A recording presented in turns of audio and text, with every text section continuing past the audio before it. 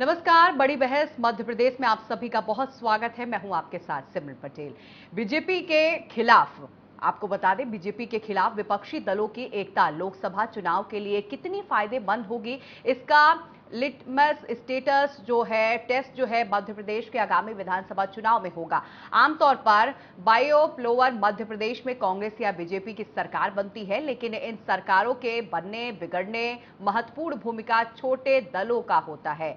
दोनों ही पार्टियां 4 महीने वाले बाद चुनाव में को लेकर अपनी अपनी जमावट तेज कर दी है। इसी कड़ी में कांग्रेस की कोशिश है कि प्रदेश में सपा, गोंडवाना में गणतंत्र पार्टी, जैस और आम आदमी पार्टी के साथ उसे मिलकर तो वहां पर बीजेपी के टारगेट 51% वोट के लक्ष्य को हासिल कर लेगी। मध्य प्रदेश के पिछले चुनाव में कांग्रेस को जहां 114 सीटों के साथ 40.6% वोट हासिल हुए थे, तो वहीं बीजेपी को 41% वोट हासिल करने के बाद भी 109 सीटों में सिमट गई थी।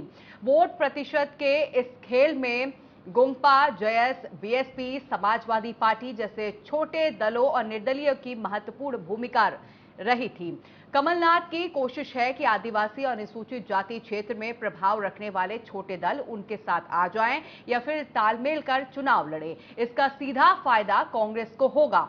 वहीं बीजेपी चाहती है कि मध्य प्रदेश में छोटे दल किसी से गठबंधन किए बिना मैदान में रहें और वोटों की बंदरबांट करें। इसका सीधा फायदा बीजेपी को होता है। मध्य प्रदेश के आगामी चुनाव में आम आदमी पार्टी महत्वपूर्ण भूमिका में रहेगी। वहीं 2018 में चुनाव में 1% से कम वोट में सिमट गई थी।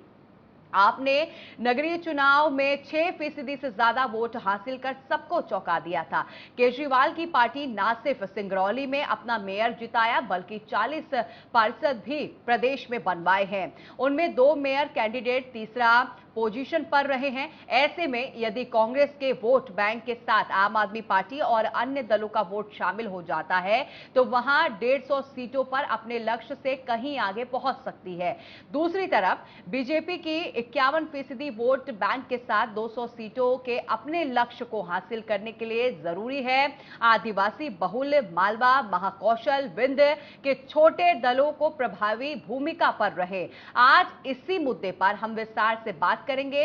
हमारे साथ कुछ मेहमान भी जुड़ेंगे, लेकिन उससे पहले बीजेपी और कांग्रेस का इस पर क्या कुछ कहना रहा, आपको सुनाते हैं।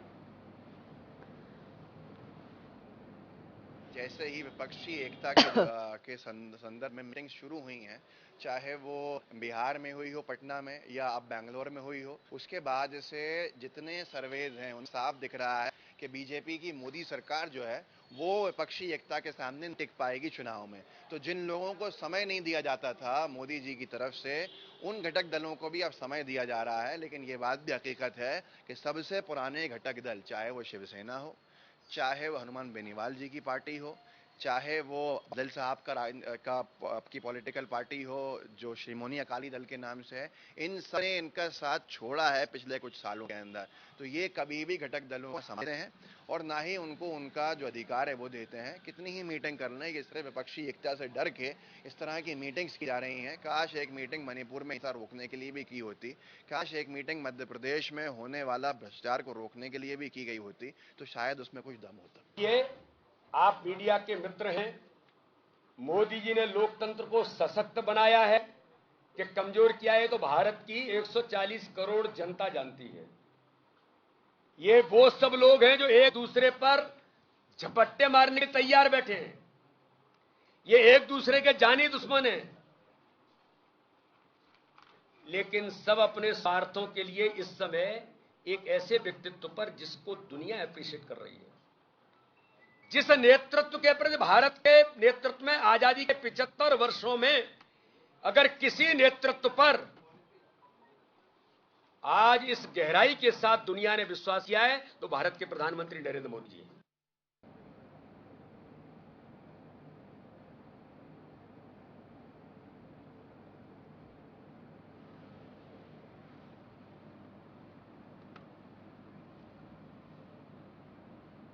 तो तो आपने सुना कि बीजेपी और कांग्रेस की तरफ से क्या कुछ इस पर कहना है, तो आइए चर्चा की शुरुआत करते हैं। हमारे साथ दो गेस्ट जुड़ रहे हैं। बृज गोपाल लोया हैं जो कि बीजेपी के प्रवक्ता हैं, वहीं वियान खोंगल हैं, प्रवक्ता हैं कांग्रेस से। आप दोनों मेहमानों का बहुत स्वागत करती हूं इंडिया न्यूज पर। सर,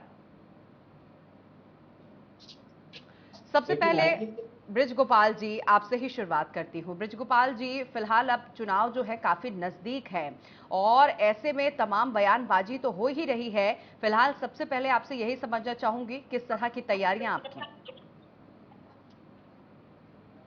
देखिए, भारतीय जनता जी। पार्टी केवल चुनाव के वर्ष में चुनाव की तैयारी नहीं करती। हम तो हम्म। एक चुनाव समाप्त होता है उसी दिन से अगले चुनाव की भी तैयारी करते हैं, हम्म। और हारे तो क्यों हारे इसकी भी समीक्षा करते हैं, और जीते तो कैसे जीते इसकी भी समीक्षा करते हैं।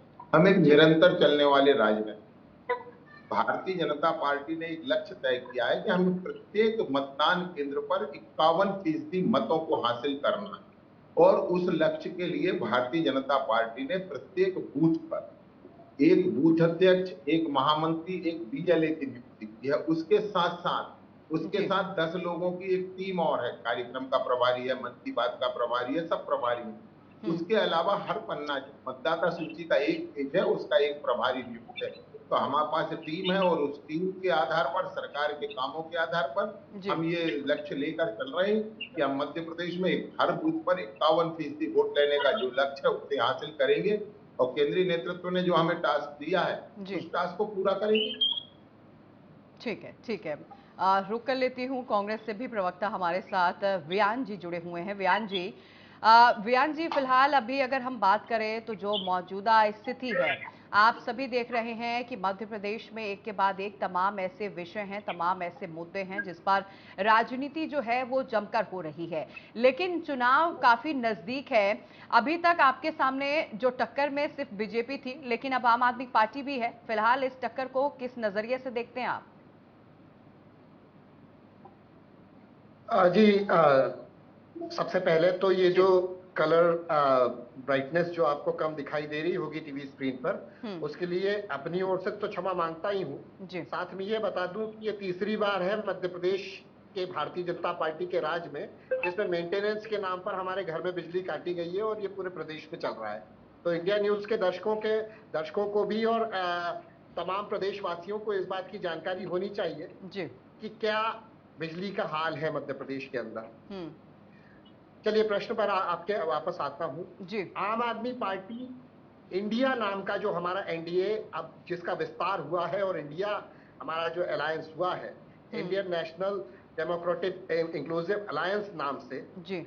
उस हमारे विपक्ष में साझा हमारे मित्र के रूप में अब आम आदमी पार्टी भी हमारे साथ में प्रधानमंत्री नरेंद्र मोदी और साथ में भारतीय जनता पार्टी की कुनीतियों के खिलाफ लड़ाई लड़ने के लिए तैयार, और साझा रणनीति हम बना रहे हैं, जिसकी बैठक बेंगलोर में आज संपन्न हुई।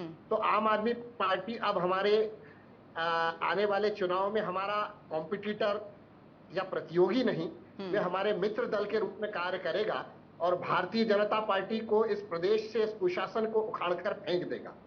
जो बड़ी बड़ी बातें अभी हम लोग भारतीय जनता पार्टी के प्रवक्ता से सुन रहे थे, उसके विषय में आपको ये बता दूं कि वही भारतीय जनता पार्टी का तथाकथित संगठन है। जब विकास यात्रा निकली थी मध्य प्रदेश में, जो विकास जिसका नामो निशान ढूंढने को नहीं मिल रहा है आजकल प्रदेश में, चाहे वो बढ़ती हुई महंगाई हो, बेरोजगारी हो, शिक्षा, स्वास्थ्य, बिजली, तमाम सड़कें, तमाम जो बुनियादी मध्य प्रदेश के अंदर इनके फेलियर्स हैं, उसके नाम पर जो विकास यात्रा तथाकथित इन्होंने निकाली थी, उस विकास यात्रा में 100 से अधिक जगहों पर जनता द्वारा, कांग्रेस पार्टी द्वारा, मतलब विपक्ष द्वारा, और स्वयं इन्हीं की पार्टी द्वारा इनका विरोध हुआ है। 160 जगहों पर विरोध हुआ है। इस बात को मैं बता देना चाहता हूं, 230 में से 160 विधानसभाओं में। फिर उसके बाद आ जाइए इनके बूथ विस्तारक कार्यक्रम पर। बड़ी बड़े दावे किए गए थे कि साहब हमारे 1 करोड़ लोग हमारे जो है जुड़े हुए हैं, हमारे पार्टी से जुड़े हुए, और हमारी पार्टी विश्व की तथाकथित सबसे बड़ी पार्टी है।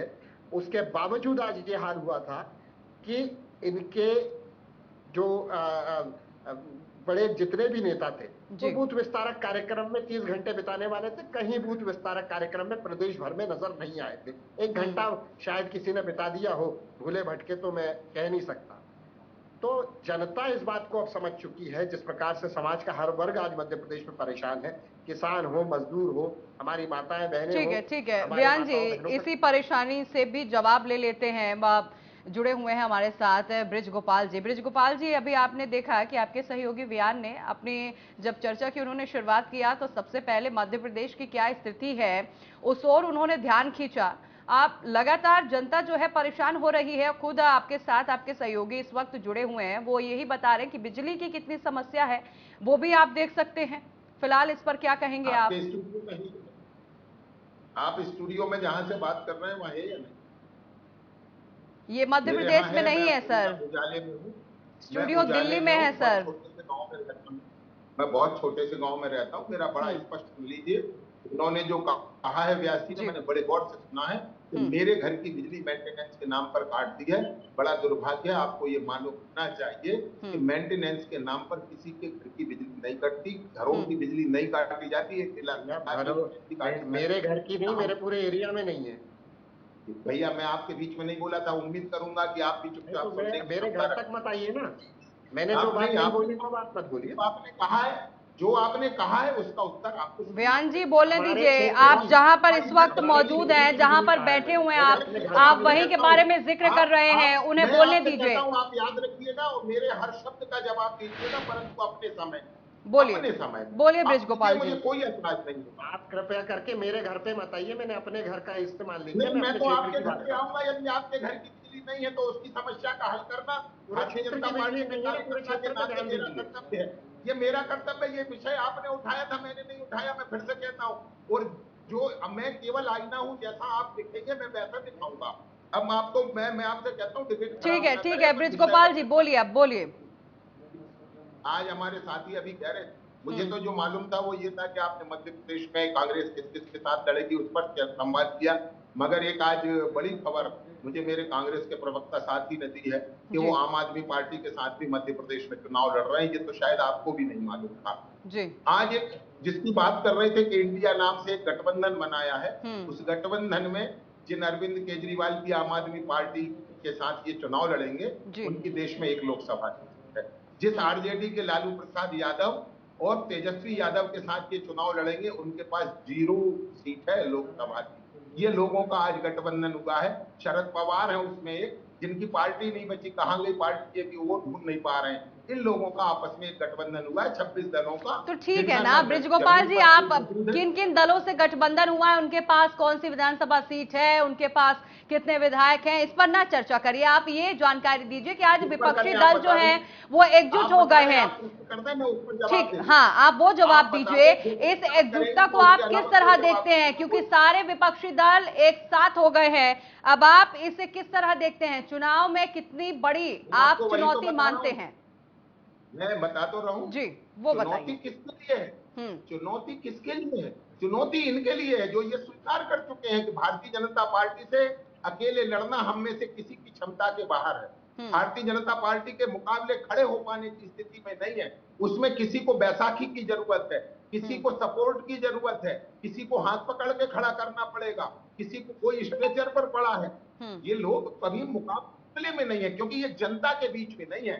ये नेता आपस में बैठकर क्या रणनीति बनाते हैं, उससे देश की जनता का सरोकार नहीं है। देश की जनता का सरोकार है आपने जनता के बीच जाकर क्या किया है, आपने जनता में पहुंचकर क्या किया। और मैं एक बात आपसे फिर कह दूं, जब आपने शुरू में मुझसे प्रश्न किया था, मैंने कोई किसी पार्टी का नाम नहीं लिया। आपने मेरी पार्टी का पूछा था, मैंने अपनी पार्टी की कार्य योजना बताई। मगर मेरे साथी प्रवक्ता हैं, वो भी मेरी पार्टी के बारे में बता रहे हैं, उनकी पार्टी की योजना बताएं वो कि कमलनाथ जी क्या कर रहे हैं, दिग्विजय सिंह क्या कर रहे हैं, अरुण यादव क्या कर रहे हैं, राहुल भैया क्या कर रहे हैं। उसके बजाय वो हम पर निगाह रखते हैं। हम तो आपसे स्पष्ट कह रहे हैं, माननीय शिवराज सिंह चौहान जी के नेतृत्व में, माननीय नरेंद्र सिंह जी तोमर जो संयोजक हैं हमारे चुनाव कैंपेन के, उनके साथ भूपेंद्र यादव जी और अश्विनी वैष्णव जी जो हमारे प्रभारी हैं प्रदेश के, और उनके साथ जो second leader of stars of Galaxy of stars है भारतीय जनता पार्टी की, उसके साथ हम चुनाव के मैदान में जा रहे हैं। हम चुनाव के मैदान में जा रहे हैं लाडली बहना के भरोसे, हम चुनाव के मैदान में जा रहे हैं लाडली लक्ष्मी के भरोसे, हम चुनाव के मैदान में जा रहे हैं मध्य प्रदेश के कर्मठ किसान के भरोसे, हम चुनाव के मैदान में जा रहे हैं मध्य प्रदेश के गांव गरीब और मजदूर किसान के भरोसे। हम उनके भरोसे जा रहे हैं, हम मध्य प्रदेश के नौजवानों के भरोसे जा रहे हैं, हमने जो काम पिछले सालों में किए हैं उनके भरोसे जा रहे हैं। हम जिस जन कल्याण के काम को और विकास के काम को हमने बुलंदी तक पहुंचाया, उसके में जा रहे हैं। और ये जब कह रहे थे कि विकास यात्राओं का विरोध हो रहा है, सुन लीजिए, विकास यात्राओं का विरोध हो रहा है, मैं बड़ा स्पष्ट कहता हूं, भारतीय जनता पार्टी अकेला राजनीतिक दल है जिसमें जनता के बीच जाने का साहस है। अगर कांग्रेस पार्टी में साहस है तो कमलनाथ, दिग्विजय सिंह जी, आपको चुनौती देता हूं कि जाइए, जनता के बीच में जाइए, अपने 15 महीने का कार्यकाल और 10 वर्ष के दिग्विजय सिंह के कार्यकाल की उपलब्धियां जनता के पास जाकर बताइए। जब आपने मध्य प्रदेश को बंटाढार कर दिया था, इस मध्य प्रदेश को अंधकार में डुबा दिया था, इस मध्य प्रदेश में सड़कों के नाम पर सिर्फ गड्ढे थे, पेयजल का संकट था, लोगों को भोजन की दिक्कत थी। आज मध्य प्रदेश 7-7 बार अगर कृषि कर्मण अवार्ड जीतता है। ठीक है, ब्रिजगोपाल जी, व्यान जी से जवाब ले लेती हूँ। व्यान जी, अभी आप सुन रहे हैं ब्रिजगोपाल जी एक एक करके जो भी उनका विजन है वो गिनाते हुए नजर आ रहे हैं कि वो काम के दम पर जनता के बीच में जा रहे हैं और अपनी योजनाओं के दम पर चुनाव लड़ेंगे। फिलहाल व्यान जी, अब तो आप सब एक हो गए हैं, तमाम विपक्षी पार्टियां एक हो गई, आपकी ताकत जो है काफी मजबूत हो गई है, तो सर ये भी जानकारी दीजिएगा, क्या विजन है इस बार चुनाव में आप लोग उतर रहे हैं? देखिए, सबसे पहले ब्रजगोपाल जी की बात का थोड़ा सा जवाब देना चाहता हूं जी। ब्रजगोपाल जी ने जिस प्रकार से कहा कि फलाने दल की 1 सीट है, फलाने दल की 2 सीटें हैं, तो सबसे पहले उसका जवाब दे दूं। भारतीय जनता पार्टी के तथाकथित एनडीए, जिसका भूत अचानक से जागृत हुआ, एनडीए नाम की चीज तो खत्म ही हो गई थी साहब भारतीय जनता पार्टी में नरेंद्र मोदी और अमित शाह के शासनकाल में। जी, भारतीय जनता पार्टी की छोड़ दीजिए, इन्होंने अपने लोगों की सुध लेना छोड़ दिया था। इन्होंने अपने नेताओं को हाशिए पर लगा दिया था, पितृपुरुष लालकृष्ण आडवाणी को हाशिए पर लगा दिया था। वो जो व्यक्ति जो कहता था कि शेर अकेला आता है सीना ठोक के बोलता था, उस व्यक्ति को 38 छोटे दलों के साथ एनडीए को दोबारा साधने की आवश्यकता पड़ी। अब सुन लीजिए एनडीए के 38 दलों की हकीकत। जी, एनडीए में जो 38 दल हैं उनमें से 9 दल ऐसे हैं, मैं दर्शकों के सामने बड़ी प्रामाणिकता से कहता हूं, जिनके पास ना एक विधायक है और ना एक सांसद है, जिसमें से 8 दल ऐसे हैं जिनके पास मात्र एक सांसद है। अरे आप तो वे लोग थे जो लोग बड़ी बड़ी डींगे हाँका करते थे। मैं तो सिर्फ इतना कहना चाहता हूं कि आप जो बड़ी बड़ी डींगे हाँका करते थे, उनको आज छोटे मोटे क्षेत्रीय स्तर के दलों के साथ में गठबंधन करने की आवश्यकता क्यों पड़ी? और प्रधानमंत्री जी को, जो कि अपने आप को शेर, तथाकथित शेर और तथाकथित विश्वगुरु कहते हैं, उन्हें आज 38 दलों के बैसाखियों का सहारा क्यों लेना पड़ा? पहली चीज। दूसरी चीज, आपके सबसे पुराने गठबंधन के लोग थे, पार्टियां थी अकाली दल और शिवसेना। क्या 30 साल पहले आपके बुरे दौर में आपका साथ देने वाले और आपके साथ में खड़े रहकर आपको मजबूती देने वाले शिवसेना और अकाली दल ने आपको क्यों छोड़ दिया?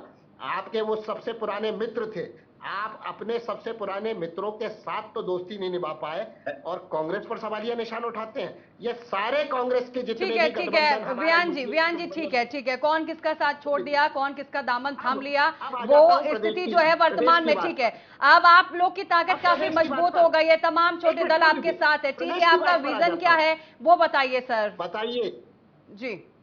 हमारा कॉमन मिनिमम प्रोग्राम है सभी क्षेत्र जो है हमारे गठबंधन के साथियों के साथ, मध्य प्रदेश को लेकर कमलनाथ जी का विजन है। जी, कमलनाथ जी ने मध्य प्रदेश में एक माफिया मुक्त, भ्रष्टाचार मुक्त और एक सुनहरे भविष्य को लेकर कमलनाथ जी ने जो सपना देखा था, कांग्रेस पार्टी का हर एक सिपाही उस सपने को पूरा करने के लिए लगा हुआ है। कमलनाथ जी ने ये 15 महीने के शासन काल में उनके किए हुए काम हो, चाहे माफिया का अभियान हो, चाहे गौ माता की रक्षा के लिए 1000 गौशालाएं खोलने की बात हो, चाहे हमारा ओम सर्किट की बात हो, चाहे हमारे इंडस्ट्रियल कॉरिडोर्स की बात हो, जो कमलनाथ जी ने स्वप्न देखा एक स्वर्णिम मध्य प्रदेश का, उस ओर अग्रसर करना है। आज मध्य प्रदेश की 35% जनसंख्या गरीबी रेखा के नीचे रहती है। नीति आयोग की रिपोर्ट में स्पष्ट हुआ इस बात, सुन लीजिए, 35% जनसंख्या मध्य प्रदेश की गरीबी रेखा के नीचे है। 1 करोड़ के आसपास मध्य प्रदेश में बेरोजगार है, जिसमें से 40 लाख मतलब 39 लाख तो रजिस्टर्ड बेरोजगार हैं जिनको नौकरी नहीं मिली है। ये विधानसभा के आंकड़े हैं। ब्रजगोपाल जी, आऊंगी आपके पास सर। किसान आज कर्ज के बोझ तले दबा है, परिवार आत्महत्या कर रहे हैं। 1150 रुपए का सिलेंडर यदि होता है, अगर 200 रुपए किलो अगर टमाटर होता है, अगर खाद्य पदार्थ की वस्तुओं पर आपका कंट्रोल नहीं है, मासूम बच्चों के दूध 65 रुपए लीटर है, उस पर आपका कंट्रोल नहीं है, तो क्षमा कीजिएगा, आप इस सत्ता पर रहने के इस सत्ता पर काबिज रहने के काबिल बिल्कुल नहीं है। आपको तुरंत सत्ता से बेदखल होना चाहिए। जिस प्रकार से प्रदेश में लॉ एंड ऑर्डर की स्थिति है, हर वर्ग आज परेशान है, चाहे मैं कर्मचारियों की बात करूं, संविदा कर्मचारियों की बात करूं, किसानों की बात करूं, एमएसपी के लिए किसान तरस रहा है। महंगाई से माताओं बहनों के किचन का बजट गड़बड़ाया हुआ है और युवाओं को बेरोजगारी मार रही है। परिवार यदि आत्महत्या कर रहे हैं तो उसके पीछे एक बड़े रीजंस हैं। इन सभी रीजंस से मध्य प्रदेश को मुक्त कराने के लिए माननीय कमलनाथ जी का नेतृत्व आवश्यक है। आज इस बात को समझने की जो है जरूरत है। ठीक है वियान जी आप बता रहे हैं मध्य प्रदेश की जनता जो है काफी परेशान है, महंगाई का जिक्र कर रहे हैं, बेरोजगारी का जिक्र कर रहे हैं, महिला अत्याचार का जिक्र कर रहे हैं, आप रोजगार का जिक्र कर रहे हैं। ठीक है, आपसे ये जानना चाहूंगी वियान जी, ठीक है, अगर कांग्रेस की सरकार आती है तो वो 5 बड़ी बातें, वो 5 बड़े घोषणा आप क्या कर सकते हैं जिससे आप ये जो अभी बीजेपी की सरकार है इससे अलग आप कहलाएंगे? बताइए वियान जी।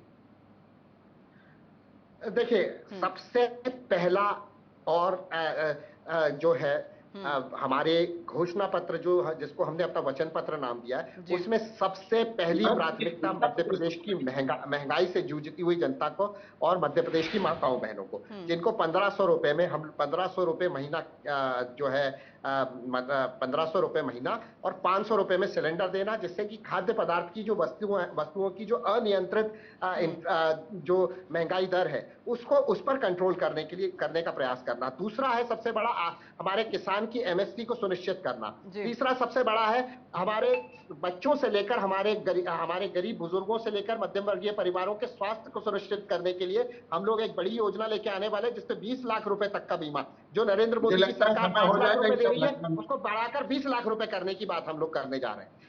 चौथा है आदिवासियों को सम्मान पूर्वक इस प्रदेश के अंदर जीने का अधिकार, आदिवासियों के ऊपर जिसके ऊपर भारतीय जनता पार्टी ठीक है, हो गया वियान जी, ठीक है। ब्रजगोपाल जी ठीक है ब्रजगोपाल जी सुनिए, अभी आपने सुना वो 5, क्या कह रहे हैं आप सर? मैं मैडम ये कहना चाह रहा हूँ आपसे कि आपने किस मुद्दे पर डिबेट आयोजित की थी और वहां आप भाषण सुन रहे हैं कि 5 कौन सी घोषणाएं होंगी जो आप करेंगे? आप नहीं तो वो सर ब्रजगोपाल जी सुनिए, सुनिए पहले ब्रजगोपाल जी पहले सुनिए, बहुत बड़ा प्रश्न चिन्ह है।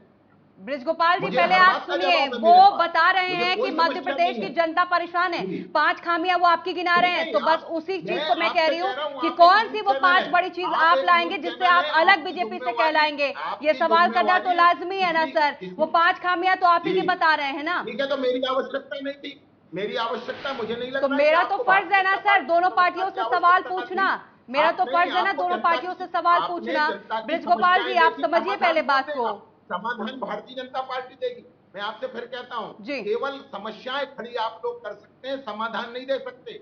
समाधान भारतीय जनता पार्टी। तो ठीक है ना, वो समाधान तो ब्रजगोपाल जी आप बताएंगे ना सर, इसीलिए तो आपको बुलाया गया है। अभी वो आप पर उंगली उठा रहे थे तो उनसे मैं सवाल पूछ रही थी, अब आप उसका समाधान बताइए। अब आप बताइए, आपकी बारी, आप मुझ पर ही सवाल उठा रहे हैं, मैं तो आप पे वो उंगली उठा रहे हैं तो मैं उनसे सवाल पूछ रही हूँ, ये मेरा फर्ज है। अब आप समाधान बताइए, उन्होंने अपना गुणगान गा दिया, अब आप अपना समाधान बताइए सर।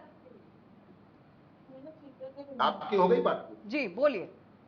मैं आपको उनकी बात बता देता हूँ। जो लोग आज एमएसपी की चर्चा कर रहे हैं, इनके दौरान से आज 5.5 गुना ज्यादा एमएसपी पर धान खरीदा जाता है। जो लोग आज एमएसपी की चिंता कर रहे हैं, उनकी तुलना में 3 गुना ज्यादा गेहूं इस देश में खरीदा जाता है 2014 से 2019। सुनते जाइए। दलहन इन्होंने कभी नहीं खरीदा। आज इस देश में 2013 की तुलना में 11 गुना ज्यादा दलहन खरीदा जाता है एमएसपी पर। ये किसानों की चिंता कर रहे हैं, जिन्होंने कभी किसान को बिजली नहीं दी सिंचाई के लिए, नहर नहीं दी पानी के लिए, इन्होंने कर्ज नहीं दिया, कर्ज का 17% ब्याज हुआ करता था, वो 0 करने का हमने काम किया। जो लोग किसान को 2 लाख के कर्ज माफी के दलदल में घसीट कर ले गए और कर्ज माफ किया नहीं, और कर्ज माफ के नाम पर एक टोटका किया, उनको लाल नीले हरे गुलाबी फार्म पकड़ा दिए, वो लोग यहाँ बैठकर चर्चा कर रहे हैं। जो लोग चर्चा कर रहे हैं उन्हें ऐतराज है मध्य प्रदेश की लाडली बहना से क्यों 1,000 क्यों मिल रहा है? कांग्रेस के प्रवक्ता आपत्ति उठाते हैं इस पर कि कहां से देंगे, कैसे देंगे, इस पर ऐतराज है। आप मध्य प्रदेश की जिन लोगों की चर्चा कर रहे हैं, आप बताइए ना। बस एक मिनट और, एक बात बहुत अच्छी कही, ये इसका मैं समर्थन करता हूं कि हमारे कांग्रेस के प्रवक्ता साथी ने एक बड़ी कीमती बात कही कि कमलनाथ जी का संकल्प है माफिया मुक्त मध्य प्रदेश।